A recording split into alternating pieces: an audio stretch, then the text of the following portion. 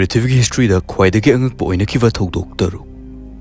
Number 6. 1848 ki matamda yamna ANGKPA mamangda amukta thokhidriba thoudok ama thoklame. March 29, 1848 numidangi matamda Niagara Falls da ising tarakpagi makhol asi ka hena tapkhirame. Ahanbada miyoisingna makoina serana taba oirabai khanarame adubu nongalakpa matamda ayukta yenglubada loina ANGKPA oikhi. Miyoisingna yengluba matamda Niagara Falls da ising leptana chentharaklamadu loina kanglaga leiramkhi. Hana amukta changba ngamdaba mafam aduda ising kangkhibana miyoisingna chattuna sanarame. Nga kyasu leimaida ta aduna leiramkhi. Hana ising manungda leiramba achau nung kyasu loina uba fangkhi. Aduga masi kamdongnu oiraklino yengluba matamda Lake Erie ki manakta achauba ice mapak amana block tawsillaga leiramkhi. Lake Erie dagi ising asina sentharaklaga Niagara Falls ising leptana tahanbani adubu Lake Erie ki exit point da achauba ice asina thinglaga leikhibana Niagara Falls asi pungkang kanglaga leiramkhi. Ice asi asugamadik chawbana Niagara Falls asi chawrakna pung 30 mukti ising pungkang kanglaga lehenki. Adubu pung 30 mukki matung ice asi tapna mahi langthorakraba matungda Niagara Falls da hanagum ising amuk senthaba hokhi. Masigi thoudok asina Niagara Falls ki ising natural causes na kanghankiba ahanba amadi aroiba thoudokni. Thoudok asing asisu miyamna ningsingnari.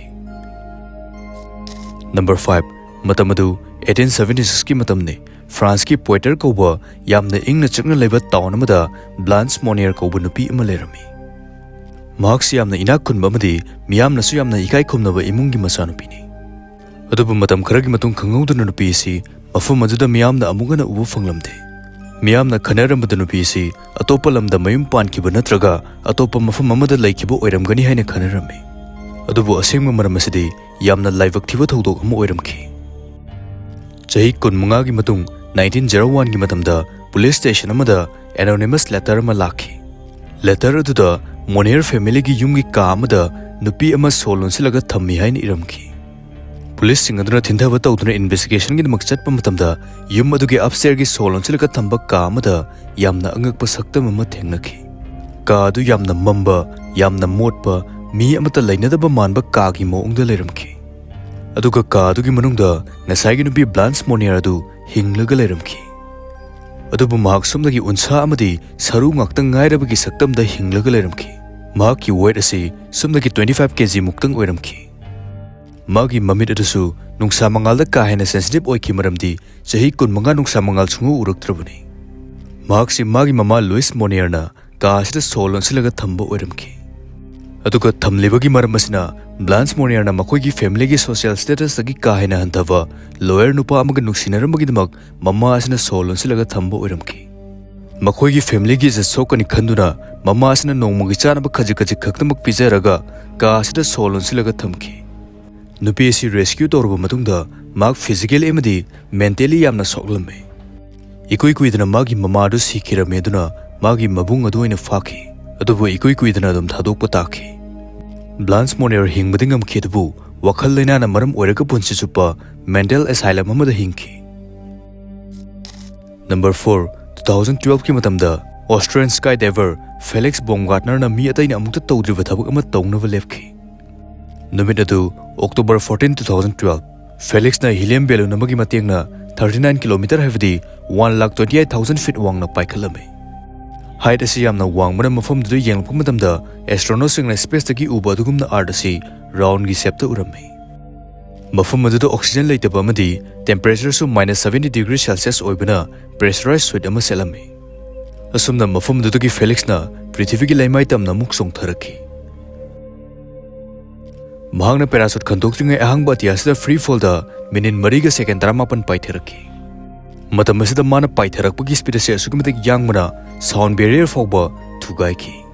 Asumna mahangna atoba vehicle samta yaudana masa kaktangna sound barrier thugaiba ngamba ahanba miyoiba oikhi. Mahangna paitharakpagi top speed ase 1.25 Mach oikhi.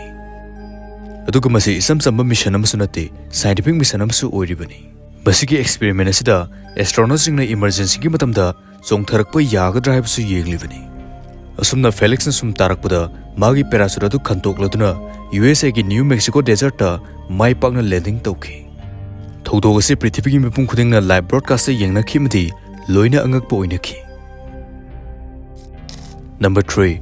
9th century matamda Ethiopia da san sen manupa kaldi ko wama lerami.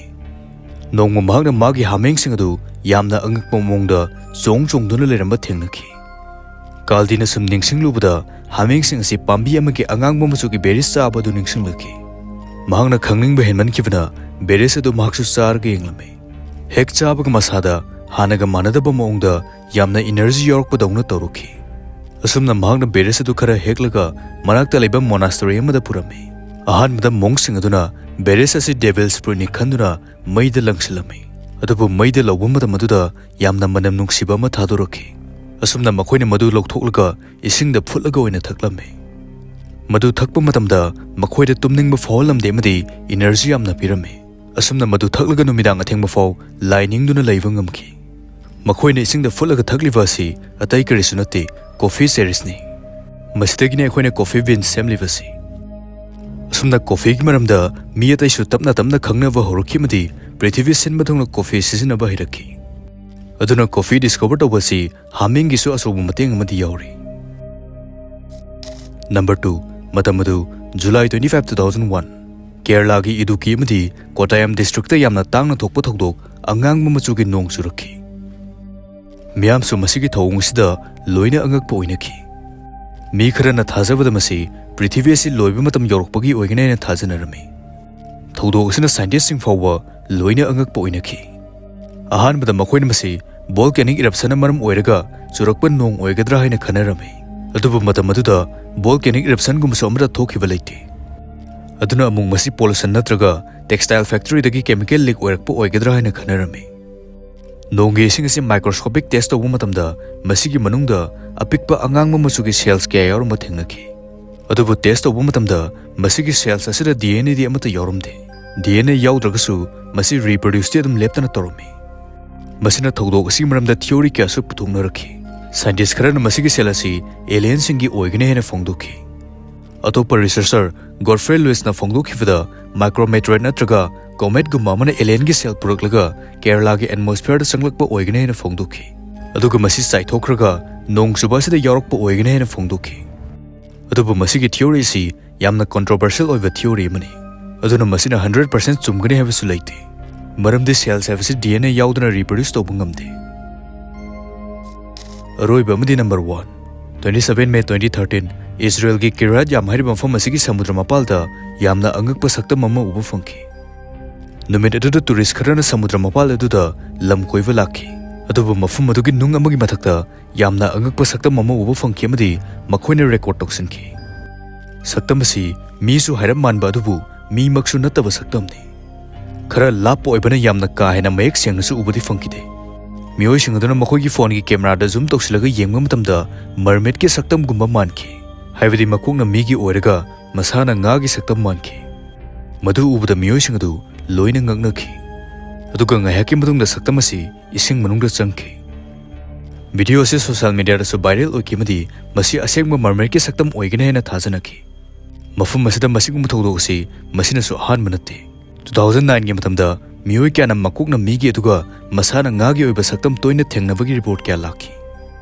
Asumna Israeli government asu verified tawba yaba photo natraga video gumba proof piba ngambada $1 million pigane hena laukthokhi. Adubu masigi price asi kanamtana claim tawbudi ngamkide. 2013 da viral oikiba video asisu blur chatpa mayek phajana sengdaba oibana price asi claim tawba ngamkide. Aduna aikhoida leriba wahang asi tasengna masigumba jiva asi leiramgadra haibasini. Mayamge wakalon comment da phongdok piramu.